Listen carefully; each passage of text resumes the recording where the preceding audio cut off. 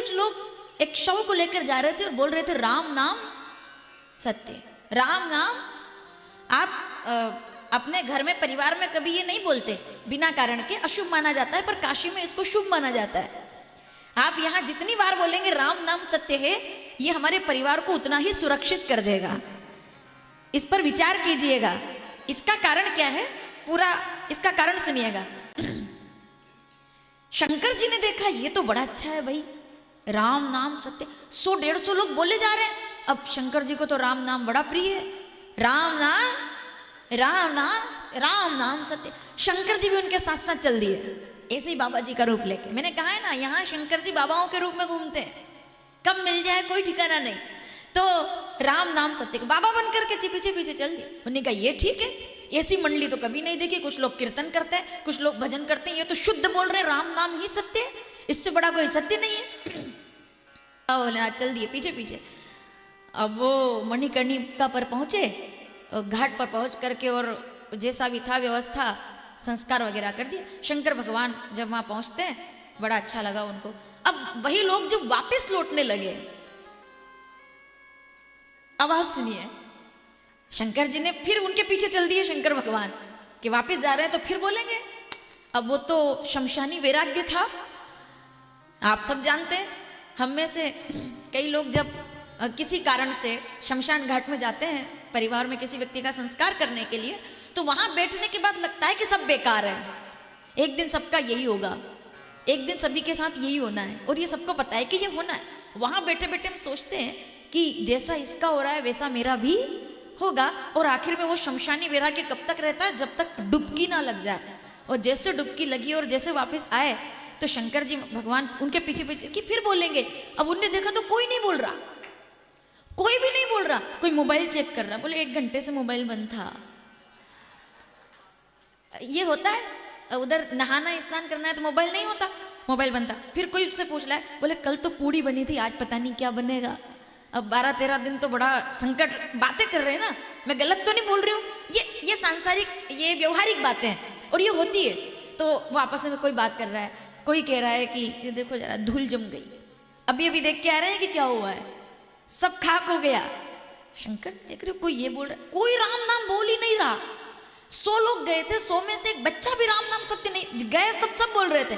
शंकर जी ने कहा ये क्या बात है, अभी गए तो अभी बदल गए, यही बदल गए, क्या बात है। फिर उनको लगा कि अच्छा वो जो गया था उसके कारण ये हुआ, तो वो वहां बोलता होगा, वहां जाकर देखता हूं, ठीक है, वो वहां बोल रहा होगा, वहां जाकर देखता हूं। ये मैं बिना प्रमाण के नहीं बोल रही हूँ महाराज जी। रामचरितमानस बालकांड 18वां दोहा, 2री चौपाई।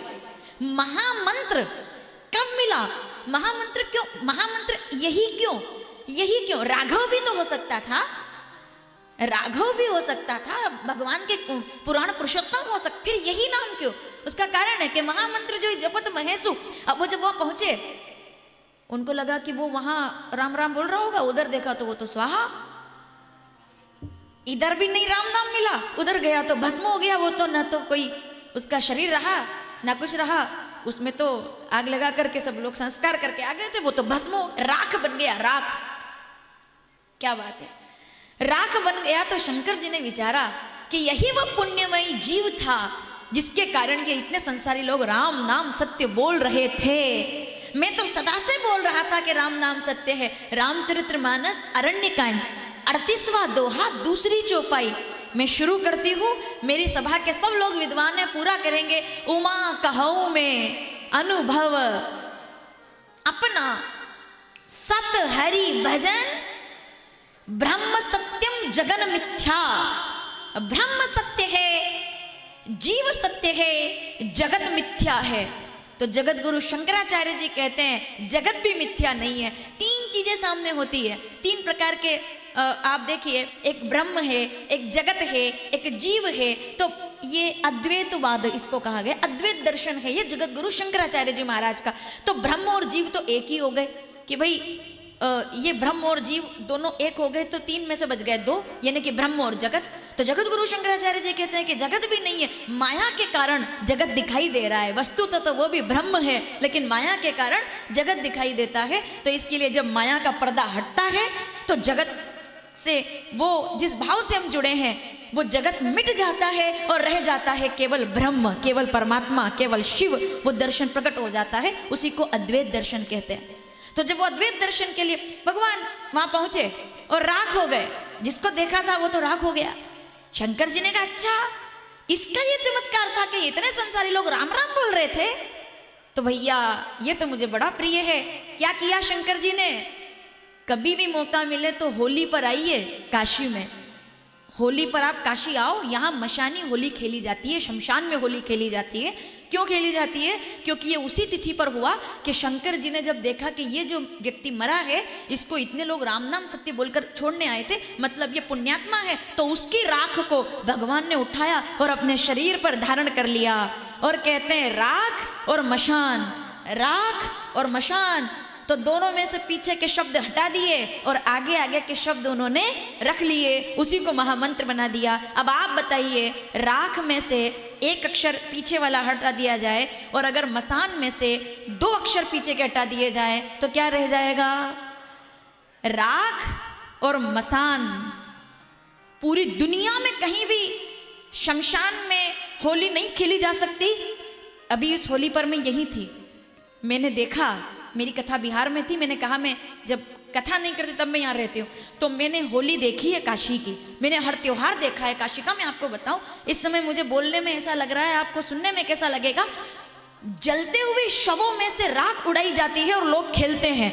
हमारे यहाँ तो नहाया जाता है शमशान से आने के बाद, यहाँ तो उस राख से साधु अघोरी लोग खुद को पवित्र करते हैं, क्योंकि मेरे बाबा भोलेनाथ ने राख को उठाया और महादेव बाबा राम राम राम महामंत्र जय जपत महेशु काशी मुक्त हेतु उपदेशु। शंकर जी ने जब राम कह करके क्या शब्द उठाए?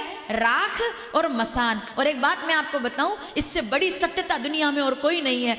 मैंने जीव और ब्रह्म अद्वैतवाद की बात की थी, तो ब्रह्म ही परम सत्य है, जगत राख हो जाएगा, ये जगत मसान में जाकर ये शरीर राख हो जाएगा। इससे बड़ा दिव्य ज्ञान शंकर जी के अलावा और कोई देने वाला नहीं था।